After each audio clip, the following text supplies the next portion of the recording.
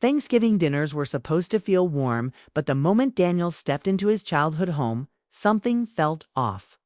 The house looked the same golden light in the windows, the smell of turkey and butter drifting into the cold air, but his chest tightened like he was walking into a room where a secret was already waiting for him. He paused at the door, coat still on, wondering if turning back would hurt less than staying inside. Voices blended together in polite laughter. His mother, Margaret, moved carefully between the kitchen and dining room, smoothing the tablecloth. Again and again, as if neat corners could hold the family together. His father, Robert, sat at the table watching a football game on his phone, nodding without really seeing it. And at the center of the room sat Ethan, Daniel's older brother, calm and confident, with the kind of smile that always meant trouble. Daniel forced himself forward. "Daniel," Margaret said, surprised but relieved, opening her arms. "You made it." Her hug was quick, too quick. "Of course," Daniel said, smiling even though his stomach felt hollow. "It's Thanksgiving." He took his seat and noticed the empty chair beside him. Claire's chair, his girlfriend of 3 years. The woman who had slowly become his safe place. She had planned to come, but Margaret had called that morning and suggested it might be better if Claire worked instead.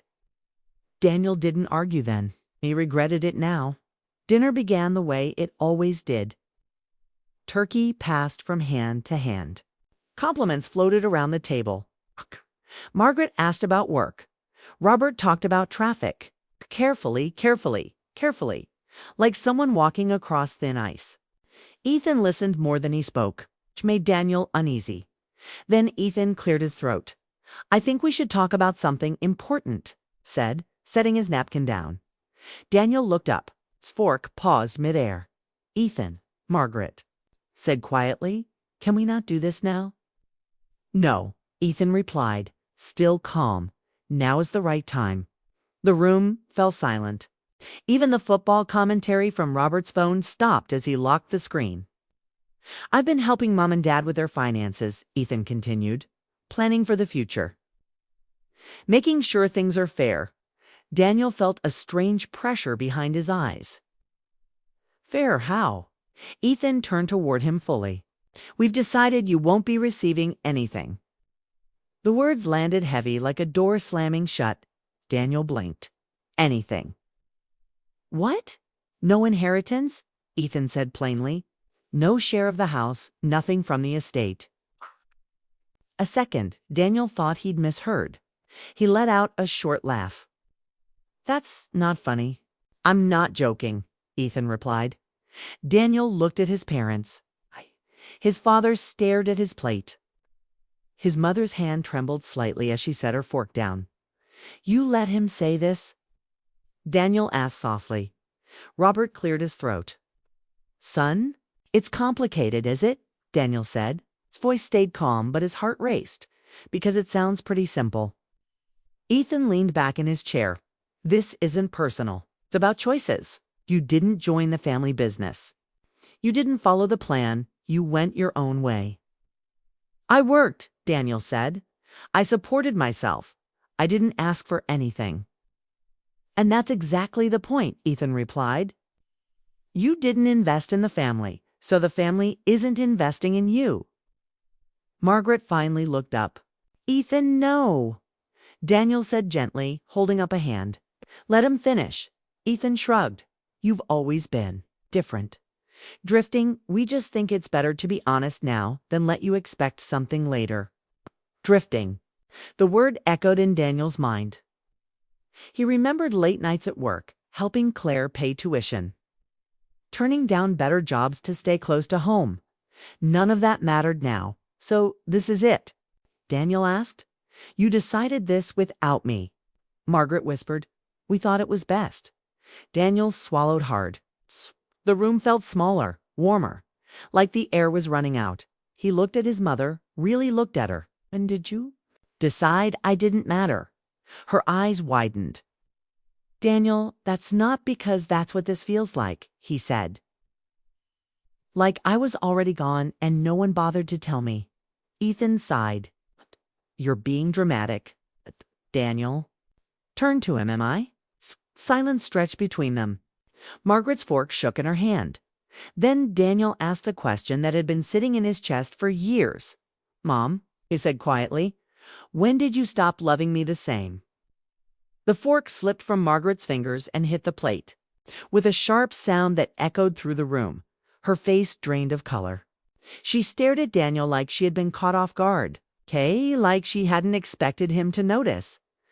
She tried to speak, but no words came out. Robert looked between them. Helpless, Ethan shifted in his seat, suddenly uncomfortable. "You don't have to." But Margaret stood up slowly, her hands braced against the table. Tears filled her eyes, but she didn't wipe them away. "This wasn't how I wanted this to happen," she whispered. Daniel felt something crack inside him. "Then how did you want it to happen?" She looked away. "I thought I was protecting." "You? By cutting me out?" He asked. "By lowering your expectations," she said. "So you wouldn't be hurt later." Daniel shook his head slowly. "You already hurt me." The truth sat heavy on the table between half-eaten plates and cooling food. No one reached for their fork. No one spoke. Daniel stood up. His legs felt weak, but his voice was steady. "I never wanted money," he said. "I just wanted to know I belonged here." Margaret covered her mouth, tears falling freely now. Daniel grabbed his coat. "I need some air." He walked out before anyone could stop him, the door closing softly. Behind him, the cold night wrapped around him, sharp and clear. He breathed deeply, trying to calm the storm inside his chest. Behind him, through the window, the family sat frozen around the table, forks untouched, plates forgotten. Inside that house, something had finally been said out loud, and nothing would ever feel the same again. The cold night hit Daniel's face like a hard truth the moment he stepped outside. And for the first time that evening, he could breathe. The house behind him glowed with warm lights, but it no longer felt like home. It felt like a place where decisions were made quietly and love came with conditions. He walked down the driveway, hands in his pockets, heart pounding. Every step felt heavy, like he was leaving more than just a dinner behind. He stopped near the curb, staring at the dark sky, trying to understand how a single meal had turned into a final judgment on his worth. The front door opened behind him, Daniel. He turned. Claire stood there, wrapped in a long coat, her hair pulled back, eyes full of concern. She hadn't been supposed to come. He hadn't told her everything. But somehow she was here. "You came," he said. Surprised. "I always do," she replied softly. "Your mom called me. She said you left." Daniel let out a slow breath. "I needed space." Claire stepped closer. "I figured." They stood in silence for a moment, the kind that didn't need fixing. She reached for his hand and he let her. Her touch grounded him, reminded him that not everything in his life was falling apart. Inside the house, Margaret stood frozen by the table. The empty chair where Daniel had been felt louder than any argument. Her chest hurt in a way she hadn't expected. She had believed she was doing the right thing. Now she wasn't so sure. "He asked me if I loved him the same," she said quietly. Robert looked up. "Do you?" Margaret didn't answer right away. She sat down slowly, staring at her plate. "I thought love meant pushing him to be stronger." Ethan crossed his arms. "We were being practical." Margaret looked at her eldest son, really looked at him. When did practical become cruel? Ethan frowned. "That's not fair." "No," she said, her voice shaking. "What's not fair is deciding his value without letting him speak."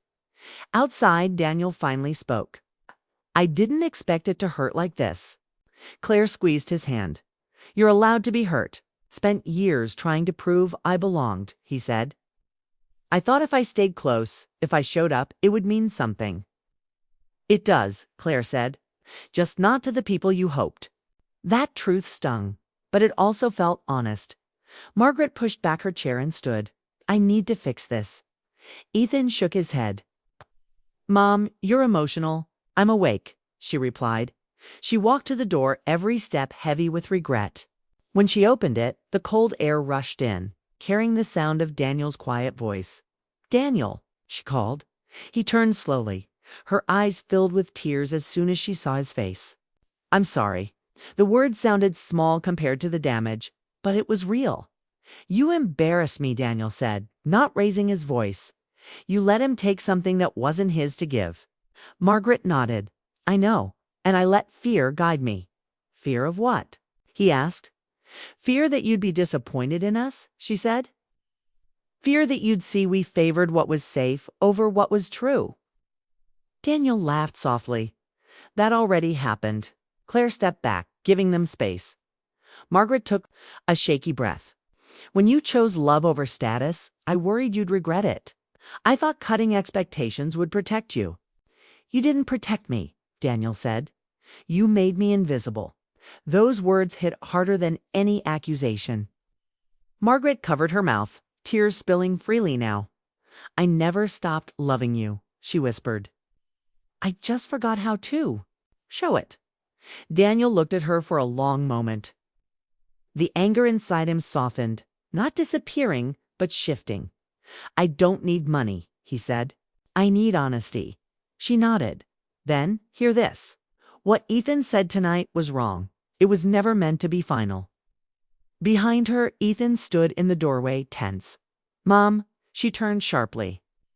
"You don't get to speak for this family alone." Daniel met his brother's eyes. "You didn't win anything tonight."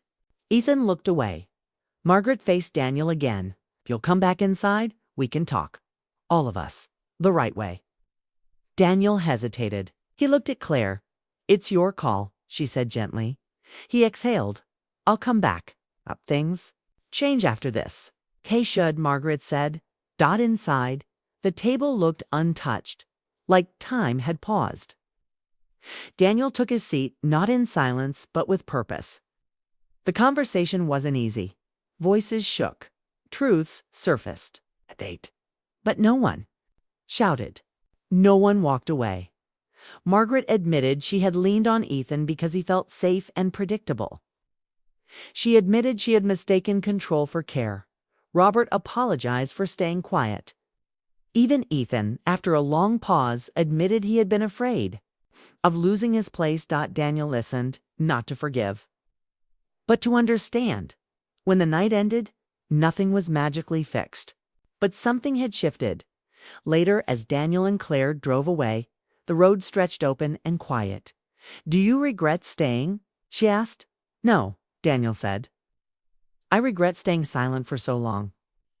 She smiled, resting her head against the seat. Daniel looked ahead, feeling lighter than he had all evening. He hadn't gained an inheritance. He hadn't won an argument. But he had asked the one question that mattered, and for the first time, his voice had been heard. The house behind them faded into the distance, but the truth followed him forward. This time, he wasn't walking alone.